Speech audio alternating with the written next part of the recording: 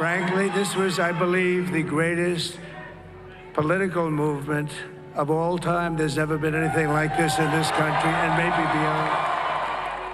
So it finally happened. Today, Donald Trump was sworn in again as President of the United States. There's a lot to say about what this means politically, morally, and historically. Over the coming weeks and months, many of us will be grappling with what this new era in American political history signifies as the second administration of Donald Trump unfolds. But there's one thing that needs to be stated clearly right now if we're going to understand anything of what we're about to witness. And that is that for the first time in American history, the American people have knowingly voted for an openly authoritarian president. That's not an opinion, that's not a partisan exaggeration, that's a fact. Let's be absolutely clear. The only reason our country is not currently in the middle of an existential political crisis is because the candidate that promised to riot if he lost won. Let's not forget, the day of the election, hours before the polls closed in Pennsylvania, Trump was already claiming there were signs of massive voter fraud in Philadelphia. The evidence? The fact that Democrats were getting more votes than he was. In a city that historically votes 80+% Democrat. Law enforcement was getting ready for a civil war because they knew what could happen if Trump decided to throw another temper tantrum if he lost. Just because he didn't doesn't mean we get to pretend we don't know what he is and what it means that our country decided to bring him back to power after everything we know about him now. If we're going to find our way out of the mess that we've gotten ourselves into as a nation, it's going to require us to start speaking honestly and clearly about the events unfolding around us. And part of that means refusing to entertain bad faith arguments any longer. One of the most infuriating things about the way MAGA communicates is the sheer intellectual dishonesty of what they say and how they say it. It's not just that they lie, it's the way they lie.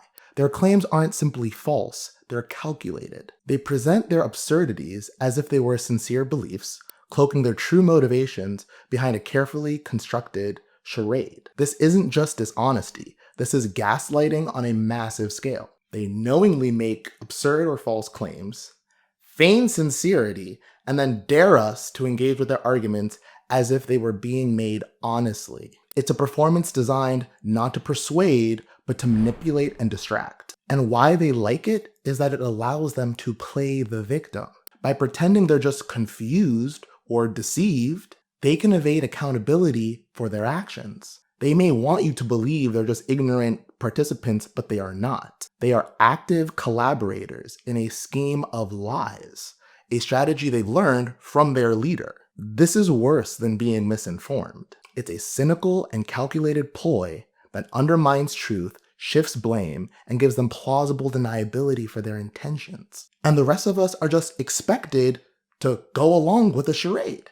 And far too many of us still are doing just that. If they insist the election was stolen, we rush to provide evidence that it wasn't. If Trump claims people are eating cats and dogs, we scramble to cite endless facts to prove him wrong, and in the process, we miss the whole point. Their goal was never to convince anyone of the truth. The goal is to hide their real intentions and give themselves plausible deniability about what they really want to do and what they are trying to say, and force us to waste time engaging with the absurdity of their pretense that they actually believe whatever it is that they're saying, rather than exposing the calculated deception at the heart of it all. For example, when they claim an election they lost was rigged, it's not because they're genuinely confused about whether the election was free and fair. Entertaining that lie only serves to conceal their darker belief, that they don't recognize the legitimacy of their political opponents ruling over them, and would sooner do away with free and fair elections entirely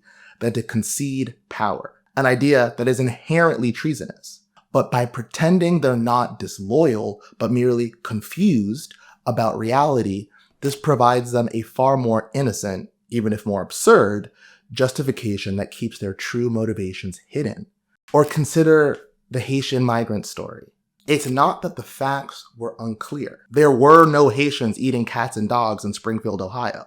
It's that the lie provided cover for what they couldn't admit outright. that their defamatory assault on an ethnic minority wasn't about behavior or culture, but about the belief that these people, by virtue of their very existence, and that alone, are savage and subhuman. But instead of confronting the real issue, which was the dehumanizing intent behind their rhetoric, we were consumed by an endless online debate about whether cats or dogs were actually being eaten. Once again, we missed the forest for the trees, going down yet another rabbit hole MAGA sent us down with the calculated deception of their words. In 2025, there's no point wasting any more time fact-checking or debunking MAGA lies. What they're counting on is that there are enough people out there still gullible enough to take them at their word and engage with them on their own terms, not knowing that in doing so, they've lost the battle before it's even begun. This is why I've never understood the outrage from liberals about right-wing hypocrisy. Wait, Trump ran a campaign against elites, but he's filling his cabinet with billionaires? Republicans have hated George Soros forever, but now Trump is picking his protege as Treasury Secretary? Yes, he did. And so what? He doesn't care, and neither do any of his voters. Being mad, or worse, surprised by their hypocrisy is only possible if you still believe that when these people talk, they mean what they say. We assume they do because that's how most normal people talk. That's how we talk, saying what we think or feel at any given time. Even if the substance of our beliefs is false, at least we hold them sincerely, but not MAGA. For them, words are not tools of communication. They're tools of distortion. They don't use words to shed light on reality, internal or external, but to disguise and distort it. A rigged election is just an election they lost. Weaponizing the justice system means holding people accountable for committing literal crimes. January 6th was a day of love, and the people who stormed the Capitol aren't criminals. They're hostages and political prisoners. So no, we're not debating anymore whether Donald Trump is an authoritarian, especially not with people who have repeatedly demonstrated that for them, words have no intrinsic meaning beyond their usefulness in manipulating and deceiving. The truth about Donald Trump is one of his most readily apparent qualities. The entire point of Trumpism is that his brazen obscenity is so blatant, so in your face that it's undeniable. It's not about hiding who he is, it's about flaunting it. The point is to demonstrate impunity. The people that deny that Trump is what he so clearly and unapologetically is, a vain, sociopathic individual willing to cross any line, personal, political, or moral, to serve his own interests, aren't denying it because they don't believe it's true. They don't really disagree that Trump is an authoritarian or a wannabe dictator. They know he is. That's exactly what they like about him. And I can already hear the counter-argument, but Jason, a lot of Trump voters don't like the things he says or does, but they just don't see him as a real danger. Just a harmless clown with a lack of self-control. These people dismiss the threat that Trump poses by appealing to his supposed incompetence, insisting that he's too much of a bumbling buffoon to be taken seriously as a threat to democracy. Well, let me first state the obvious. Trump is, in fact, a bumbling buffoon, but that doesn't mean he's not dangerous. The first piece of evidence that many offer for Trump's supposed harmlessness is that during his first term in office, the sky did not fall in the way that many resist liberals predicted when he was elected.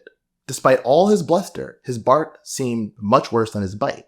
However, the first problem with dismissing Trump as merely incompetent is that what many people mistook as incompetence in his first term was really just inexperience. Surprise, surprise, when you elect someone with zero governing experience to the highest office in the land, they tend to start off not knowing what they're doing. Trump didn't know the way Washington worked or how to navigate it effectively. But this isn't his first rodeo anymore. More important, what many people assumed was incompetence was actually the internal resistance of officials in his own administration against his most extreme orders. Just like how we rarely hear about the terrorist attacks that get thwarted, we know precious little about how many catastrophes Trump wanted to unleash but couldn't because the people around him stopped him. And when I say catastrophes, I mean the kind of shit that would make January 6th look like littering, declaring martial law, seizing voting machines, Appointing Sidney Powell, election czar, to declare the 2020 election fraudulent? Yeah, that was Trump's plan A. It took Trump's own advisors screaming at him in the Oval Office in the middle of the night to talk him out of it. And it wasn't an easy sell. Trump had to be dragged, kicking and screaming, from a plan that would have effectively ended democracy as we know it. January 6th was the consolation prize when he realized he couldn't just do the whole dictator thing he really wanted. After being talked out of declaring martial law, Trump took to Twitter and told his supporters to be at the Capitol on January 6th. Will be wild. Now in Trump 2.0, there are no more advisors left to restrain his worst impulses. That was the whole point of Project 2025. These people literally created a 1,000-page manifesto saying, hey, remember all the really bad stuff we wanted to do the first time but couldn't? Yeah, we're going to do that stuff now. And American voters looked at them and said, sounds good. I assume the reason why Project 2025 and nothing that Donald Trump said or did previously mattered for most Americans because, well, of everything we already talked about, but also because of a genuine failure of imagination. Fascism, dictatorship, the end of democracy, these are things we've told ourselves for centuries could never happen here. Those were problems for other countries. We've convinced ourselves as if by magic, our system is somehow immune to the exact forces that have brought down countless human societies and regimes before. Spoiler alert, it's not. And even if it were, the idea that electing someone like Donald Trump wouldn't be a problem is completely deranged. It's the same reason why the people that have been downplaying January 6th on the grounds that it didn't or couldn't have succeeded never made any sense to me. Because there's an obvious follow-up question. What if it did? What if January 6th had succeeded in overturning the election in the way that Donald Trump wanted it to? Would that be a problem for you? If your answer is no, then congratulations, you're a lost cause. If your answer is yes, then your position becomes absurd.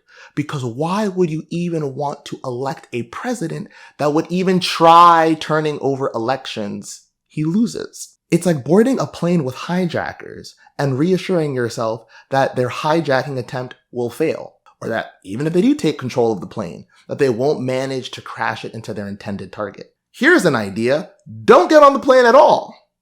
But now, we're all aboard, whether we like it or not. The uncomfortable truth is that we've reached a point as a country where many Americans, far more than we initially were willing to admit, either casually tolerate or openly desire a wannabe dictator president. Which raises the question, how did we get here? Like the answer to most of these questions, it goes back to Ronald Reagan. In hindsight, I guess we shouldn't have been surprised that Reaganism would lead to corporate fascism, but here we are. By now, you probably have heard the basics of what Ronald Reagan believed in and stood for. The veneration of capitalism, the hatred of the federal government, and the worship of wealth and the wealthy. But what you haven't heard is how all these ideas together provided the ideological ammunition needed to prepare America for fascist authoritarianism. Reagan's first goal wasn't political, it was ideological. Before he could change how Americans voted or what they voted for, he had to change the way they thought, convincing them, contrary to the conventional wisdom at the time, that government couldn't be relied upon to meaningfully improve people's lives. He famously declared, "Government is not the solution to the problem. Government is the problem." With that line, Reagan wasn't just taking a swipe at bureaucrats. He was remaking the entire political consensus that had defined the nation since the Great Depression and New Deal. That consensus had shown people that government can actually do some pretty amazing things when it wants to. It could create a robust social safety net, invest in public services, and build an economy that delivered the most broadly shared prosperity in human history. So how do you convince people that the very public programs responsible for their economic security, healthcare, and social mobility are somehow bad for them? Easy. Good old-fashioned racism. Given today's rampant paranoia about socialism and right-wing fear-mongering about anything remotely left of center, it may be hard to believe, but Americans weren't always so skeptical of public investments and social welfare programs. In fact, there was such a time when such benefits were considered essential to the flourishing of society and the common good, as long as the primary beneficiaries were white. Historically, many public benefits were designed to systematically exclude people of color, ensuring that the privileges of social and economic advancement remained overwhelmingly in white hands. Take the Homestead Act of 1862, for example. It promised free land grants to citizens or those eligible for citizenship. Unfortunately, at the time, that excluded Black Americans. Black people were similarly excluded during the Great Depression, when government-backed home insurance programs that helped white Americans achieve home ownership systematically excluded Black citizens. Other transformative social programs of the New Deal, like the GI Bill, celebrated for their impact on American society, were also riddled with racial inequities. Racist Southern Democrats made sure that jobs predominantly held by Black workers were excluded from New Deal protections and programs. And discriminatory local administrators stopped Black veterans from accessing the educational and housing benefits promised by the GI Bill. Federal investments in infrastructure and suburban development were no better. Racial covenants and other discriminatory practices kept Black people from reaping the benefits of suburban living and home ownership. The pattern is clear. When white people were seen as the primary beneficiary of public investments and social welfare, these programs were seen as essential to the nation's prosperity. But when access to those benefits expanded, or even threatened to expand, to include people of color, enthusiasm for public investment waned. And that's where Ronald Reagan came in.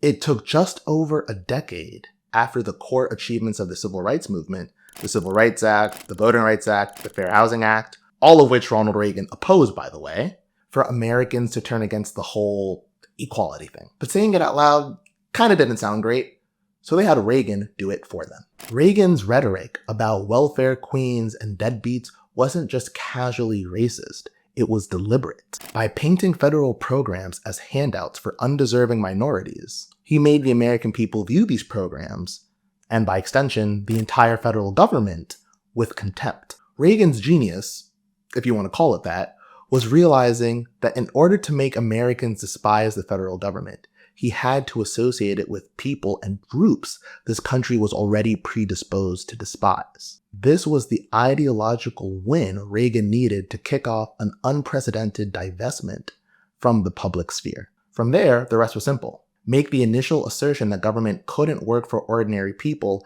a self-fulfilling prophecy. First, you convince voters that government doesn't work for them, and then when you get into office, you gut social services until government actually is incapable of delivering for normal people, thereby proving your point. And when people's living standards predictably decline, distract them with racial and cultural wedge issues to keep the working class divided amongst itself. This creates a vicious cycle. The government fails to deliver for people, the public's anger and cynicism deepen, political divisions grow more intense, and as frustration mounts, large swaths of the population turn to politicians who manipulate them with divisive rhetoric. Politicians who, once in power, implement more policies that further erode the government's ability to help people. It was a masterclass in political manipulation, and it paved the way for the decades of erosion and exploitation that followed. But it didn't end there. Reagan's narrative didn't just give the American people a new set of villains, the federal government and the minorities it supposedly coddled. The story wouldn't be complete without a new set of heroes, and Reagan knew just who would fit the bill. Corporations. The 1980s did not shy away from materialism. It outright embraced it. Excess wasn't just tolerated, it was celebrated. And that attitude came right from Ronald Reagan's glorification of capitalism, particularly in stark contrast to the evil empire of Soviet communism. American corporations and the CEOs and founders behind them became celebrities. They weren't just business leaders anymore, they were cultural icons, held up as paragons of unparalleled genius and ingenuity. Wealth wasn't something to be questioned or scrutinized. It was the ultimate proof of individual competence, taken as gospel by an increasingly materialistic society. This is the reason why our society equates wealth with intelligence. It's why someone like Donald Trump, a man who stumbles through sentences, shows no signs of understanding complex issues, and appears to have never read a book in his life, can still be seen by so many people as a competent leader. The logic is simple. He's rich, therefore he's successful, therefore he must be qualified, even when the evidence of his disqualifications is overwhelming. This is Reagan's legacy, shifting the public's trust away from government and toward private companies and the men that run them. And the result? The public didn't just tolerate corporate dominance, they cheered it on, even as it steadily dismantled the very systems that were meant to protect them. It matters a great deal for our present purposes that the corporation itself is an inherently authoritarian social structure. A corporation operates on a strict hierarchy with decisions flowing top-down. Workers, no matter what their expertise or contributions, are expected to follow orders and conform to the vision of the leader, a singular CEO or founder. Dissent is rarely tolerated, and checks on power are virtually non-existent. This is because constraints on the authority of a single chief executive are fundamentally incompatible with the corporate ideology that glorifies the decisive leader. The belief that an organization's success depends entirely on one person's vision. This isn't just a celebrated idea in capitalism.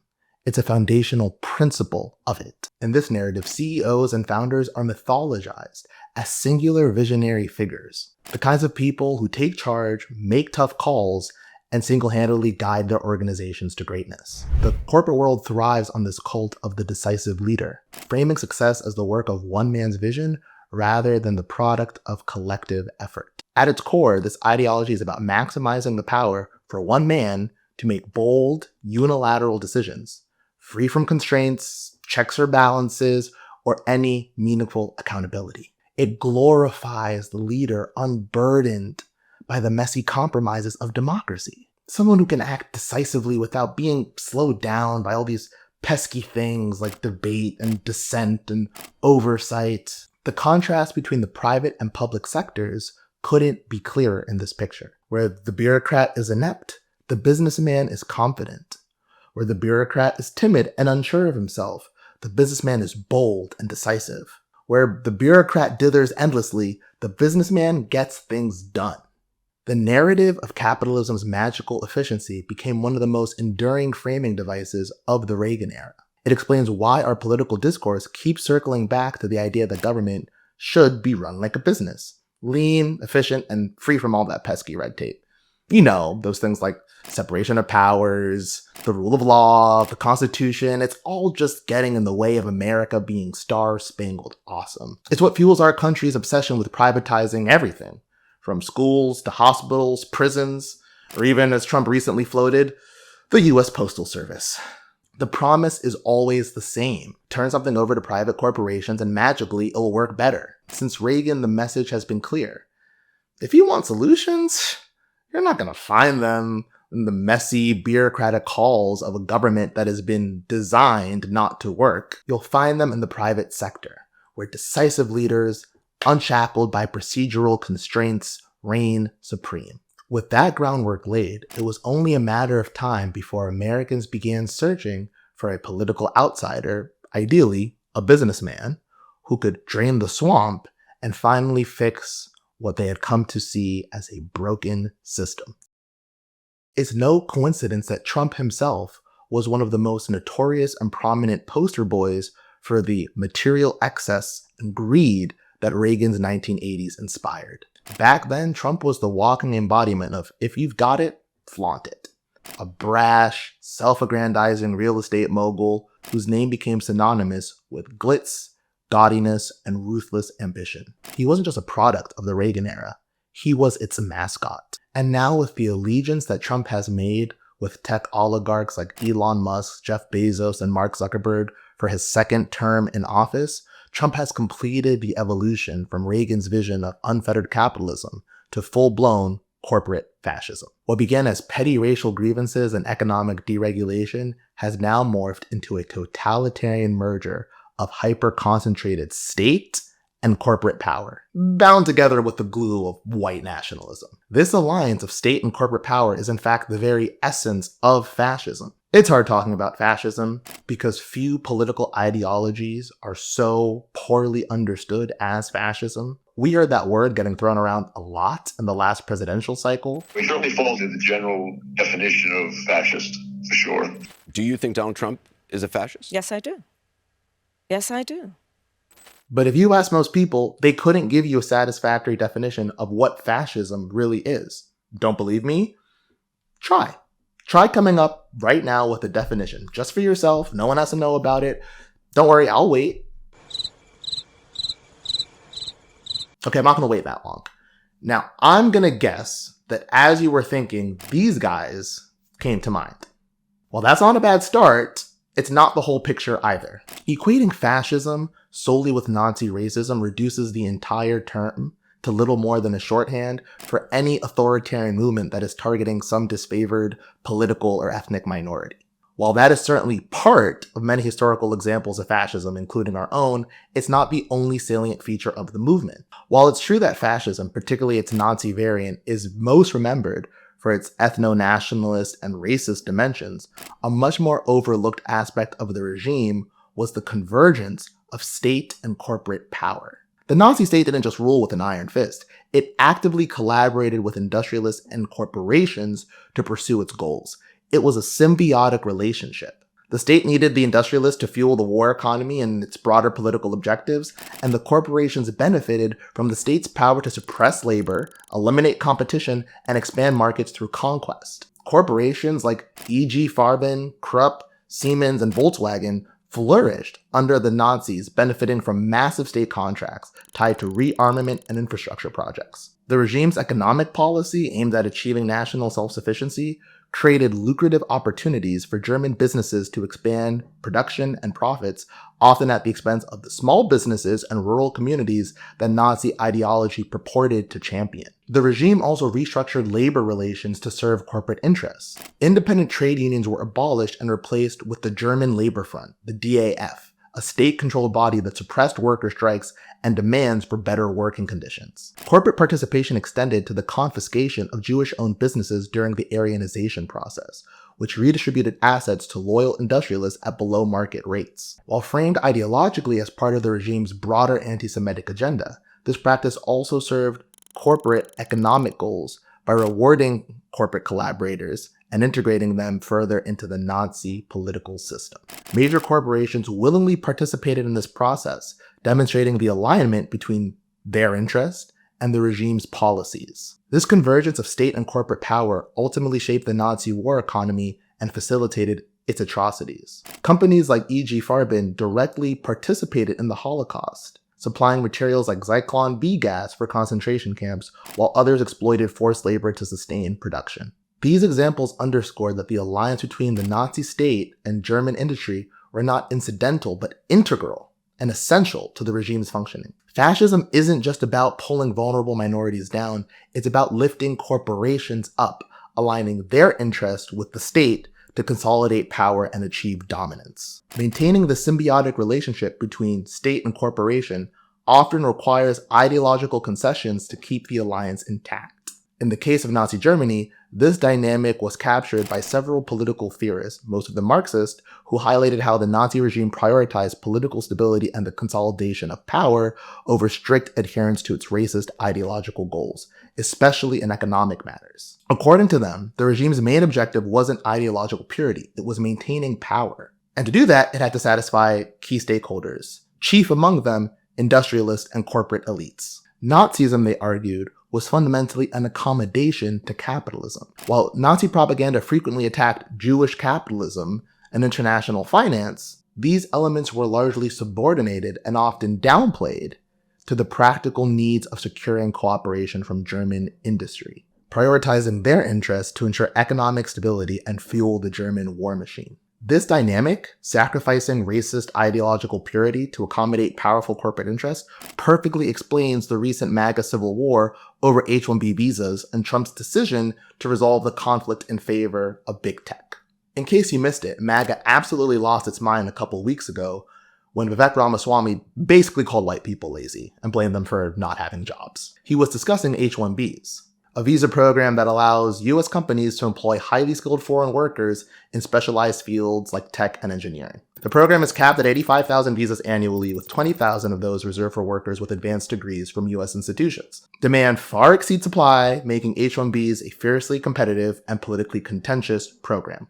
On one side of the argument were the tech billionaires, figures like Vivek, Elon Musk, and other Silicon Valley titans, whose empires depended on the steady flow of highly skilled immigrant labor provided by the H-1B visas. On the other side, Trump's base of MAGA loyalists, including people like Laura Loomer, People like Loomer see any form of non-white immigration as a fundamental threat to the nation. And they were under the belief that Donald Trump believed that too, which is why they voted for him 3 times. This internal fight in MAGA over immigration wasn't just any ordinary political dispute. This struck at the very core of Trumpism. Resistance to immigration isn't just one of Donald Trump's many policy positions, to say that he even has any. This is the core of his political identity. This is what MAGA is all about. Faced with the internal revolt in his coalition, Trump had to choose. Was he going to side with his base or with his backers? If you've watched this video up till now, you can probably guess which way he went. This deep convergence of interest between high-tech corporate oligarchy and Trump's political authoritarianism is why all the liberal fantasizing about some dramatic breakup of the Elon-Trump bromance completely underestimates how codependent these two are, both emotionally and politically and economically, and all the ways you could be codependent. But I'm focusing on focus, people, focus. Fascism, that's what we're on. Trump needs Elon's money and his propaganda platform to consolidate political power. And Elon needs Trump for, well, everything else. What all this will mean over the next 4 years remains to be seen. But one thing is certain, this isn't gonna end well. It never does. The vibes are already pretty awful. Investigators in Las Vegas, Nevada are working to determine how a rented Tesla Cybertruck exploded outside the Trump International Hotel Wednesday morning. And when the dust finally settles on this nightmarish chapter of American history, one that will take us generations to dig ourselves out of, by the way, we'll be left with one cold, hard fact, that we did this to ourselves. And that's the truth.